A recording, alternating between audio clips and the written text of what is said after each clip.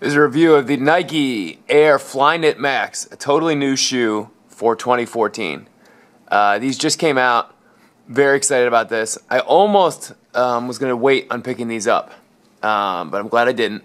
I thought that these would be, you know, like a more mediocre version of the Air Max 2014, but I was actually wrong about that. This shoe is where Nike has put, basically, where it's put the premium technology for 2014.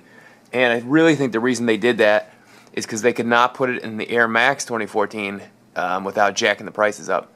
You'll remember that the Air Max 2014 stayed the same price as the Air Max 2013 at $180. This shoe, on the other hand, Nike's bumped up the cost to $225, and my guess is they thought that would be unsellable in the Air Max line, and they probably thought that somebody would call them out on it and say that, you know, hey, Nike increased the cost by over $45. So what they did was they made a different shoe, called it the Flyknit Max, and they dumped all the technology into this shoe instead, to be honest. So let's check it out. It has the same base as the Air Max 2014, and I can actually show you right here. Here's a 2014. I mean, it is exactly the same airbag, same colorway, split to the same area. That's completely the same. We'll do a comparison in a minute.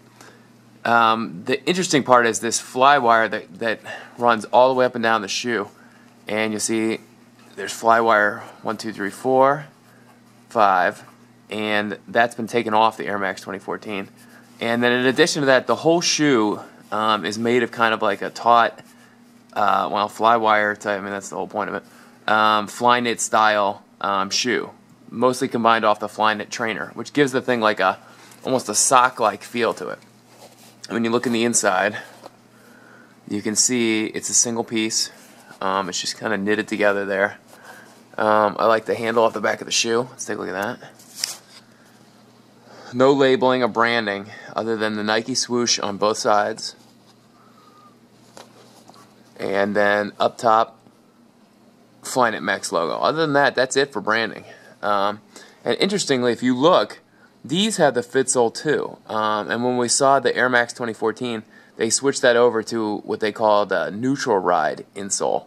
And since the weather has been completely terrible, I haven't had a chance to actually run and compare them in a run yet. But I'm going to do that, and I'll let you know what the difference is in the insoles. These things, I've worn them around the house a few times, breaking them in. They feel incredible. They lace up and feel tight against your feet. I thought that the Air Max 2014 was going to be my preferred shoe for running this year. After this, I really think this is going to be the shoe. There was only one colorway for men and one colorway for women at launch. That's it. This is it. I think you'll see some more colorways later, but I really think the black with just like limited colors was a great idea. Rather than going all crazy on the colors, let's just keep it simple like the Flyknit trainers and make a premium shoe that has all Nike's, you know, technologies. I covered the airbag before. It's the same airbag on the bottom. No Nike Plus or any of that kind of stuff. Let's compare it against the Air Max 2014 here. And you can see, I mean, it just comes across as, and it doesn't help that the colorways are kind of different, but it does come across as just a better shoe. The Air Max 2014, you know, it doesn't have the fly wire, and it has some of these hard portions here. This is more structured. I like this knit aspect of this. The knit basically combined with the Air Max 2014 sole, I think is what makes this thing a sleeper winner. And once I go out and have a chance to run in it, I'll be covering that as well. The moral of the story is it really just is a great shoe. I think it's going to be very awesome in the future. Take a look at that. I kind of like the way they did that.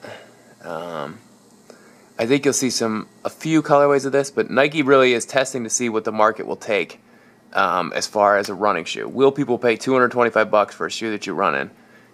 They're hyping it pretty hard on their Instagram and Twitter. We'll see where it goes, and we'll see what people think.